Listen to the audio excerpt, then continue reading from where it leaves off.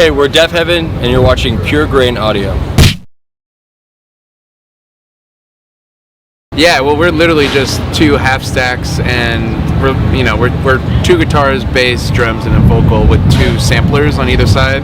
So we don't have a whole bunch of like dummy cabs or anything. We just, what you see is what you get, and the rest is the PA. So yeah, we try and keep it stripped down and as, I guess, authentic as possible. Yeah, it was cool. That's the kind of stuff that George and I kind of grew up going to, like punk shows in the Bay Area and like Stockton and stuff, where like they're all at like club center, like VAs or the Seaford Center, or like Gilman or something. So it's every once in a while it's fun to do stuff like that. Yeah, every time we're in Toronto, we usually play decently sized venues, and we had the opportunity to do the Garrison, and again, everyone there was really cool, and ultimately that's what means most is, when people are just welcoming and sound is good and things flow well, and that was the case in both Toronto and Hamilton. There's ideas. We're finishing up this last bulk of touring, and we can focus more on those. This is the longest time we've gone between releases, whether it's splits or EPs or what have you. So I think it's going to be pretty validating to like start really writing again and getting focused on newer material. Yeah, New Bermuda was like really rushed with like the new label and all the touring that ended like right up to before it was supposed to be recorded. So this time we decided to like do a bunch of tours and like stack everything up and then have a cutoff so that we have like about 5 or 6 months to really let everything gel together and we don't feel all the pressure that we felt last time. I've maintained it for about 15, so I guess another 20 should be all right. Yeah, it's control. It's funny. We did these dates with Gojira prior to this festival, and Randy Blythe from Lamb of God was out taking photos of the tour. He's friends with like all those dudes and us as well. And we had a conversation about the same thing, and it really just amounts to control. It's if you know what you're doing, and you know how to take care of it and understand your limits, then you're in a safe space.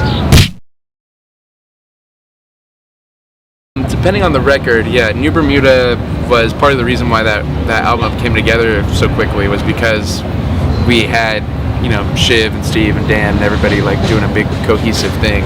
With Sunbather, it was just me and Dan and George. And Roads to Judah was like me and Nick and Derek and everybody, but mostly those first two were mostly me and like a drummer. Dan, especially with Sunbather, was like a big help musically. But yeah, going forward, it's this next record will be me and Shiv doing the riffs, and then Dan helping out with the organization of them.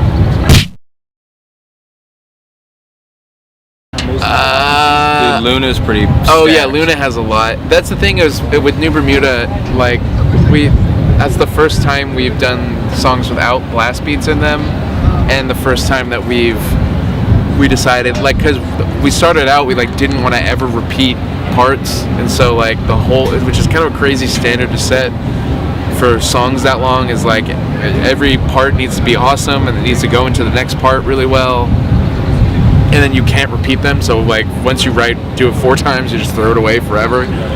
So that it can take a toll on you. And with New Bermuda, we wanted to try with Gifts for the Earth, just to see what it would be like to write a standard verse chorus rock song.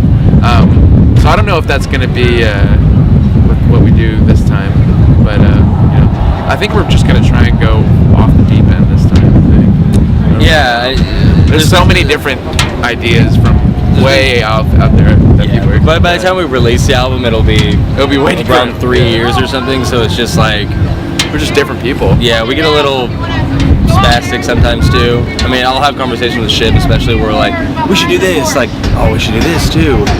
Yeah. And by the time it comes together, it's probably gonna be completely different than the ideas that are like presented initially. But it's nice that everyone's like creative juices are flowing. Yeah.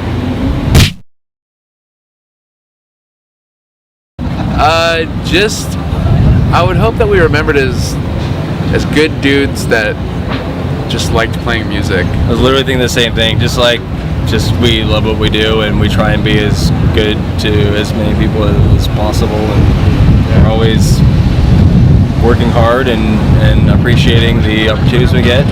I'd like to be known as a grateful band, and one that's revered nicely. Yeah, I'd rather be like a guy that everybody likes than like a huge rock star. Yeah, maybe just like creatively, out there. Yeah, and that we just always did what we wanted to do.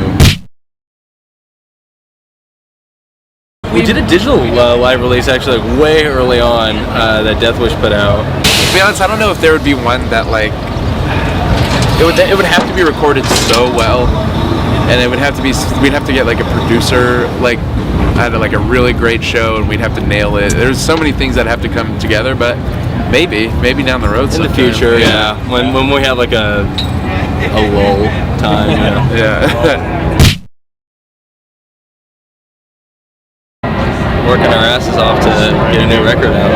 Yeah, pretty much just we do this. We do Mexico City. We do a week longer in Europe. We do a fest in Southern California, and me and this guy are gonna get together with Dan and George and try and put together the next group of riffs.